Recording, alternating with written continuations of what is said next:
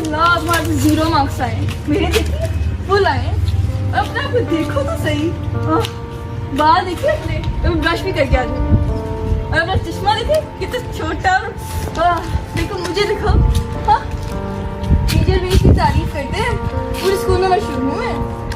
और अगर तुमने ये सारी बातें टीचर क्या अपनी मम्मा को बताई ना, तो फिर देखना मैं तुम्हें स्कूल की छत से धक्का दे दूँ। उसके बाद हिम्मत कैसे हुई मेरी साइड, तुम पहले कैसे चढ़? मैं तो आपको बस कहा था कि आप ले लें। बात करो ना।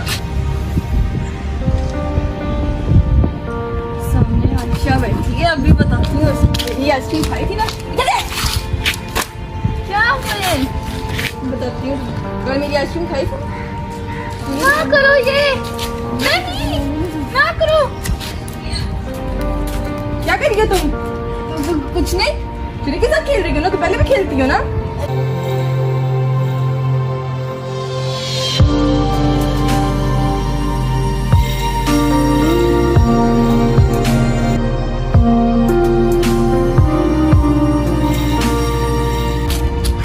क्या कर रहे हो?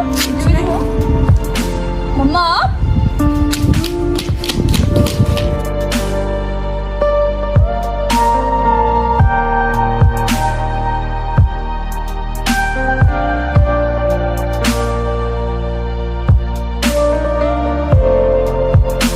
आज हम बच्चों में पाए जाने वाले नफसियाती मसाइल के बारे में बात करेंगे, जिनके बारे में अक्सर माँ बाप को आगाही नहीं होती और उन्हें अंदाज़ा भी नहीं होता कि उनका बच्चा किसी नफसियाती बीमारी का शिकार है।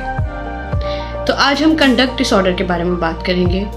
कंडक्ट डिसऑर्डर के बारे में बात करने के पीछे भी एक मकसद है कि आपको ये बता सकूँ कि ज़हनी नशोनुमा के लिए घर का माहौल किस हद तक मैटर करता है। तो सबसे पहले हम बात करते हैं कंडक्ट डिसऑर्डर की इलामतों के बारे में। जिन बच्चों में कंडक्ट डिसऑर्डर पाया जाता है वो बच्चे अक्सर जानवरों और इंसानों की तरफ क्रूएल्टी शो करते हैं, यानी कि उनको जिस्मानी तौर पर नुकसान पहुंचाने की कोशिश करते हैं। ये किसी भी रूल को नहीं फॉलो करते, किसी डिसिप्लिन को नहीं मानते, ये चीज़ें चुराते हैं और अक्सर स्कूल से भाग जाते हैं। अपनी बात मनवाने के लिए खुद को नुकसान पहुँचाते हैं, यानी कि सुसाइडल बिहेवियर शो करते हैं। इसके अलावा इनके दिल में दूसरों के लिए एम्पैथी नहीं होती, ना ही हमदर्दी होती है और ना ही किसी के लिए एहसास होता है।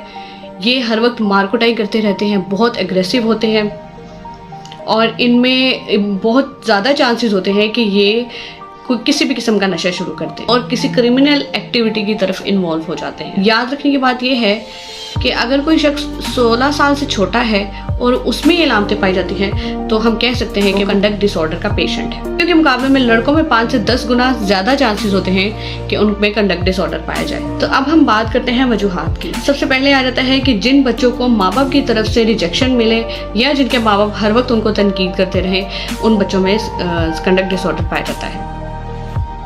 उसके अलावा जिन बच्चों के माँ बाप का तलाक हो जाए या जिनके माँ बाप अल्कोहल का इस्तेमाल करते हो या ऐसा घर का माहौल हो जहाँ पे बहुत ज़्यादा सख्ती है और छोटी छोटी बात पर मार कुटाई और गाली गलौज शुरू हो जाती है, उन बच्चों में भी कंडक्ट डिसऑर्डर होने का चांस होता है।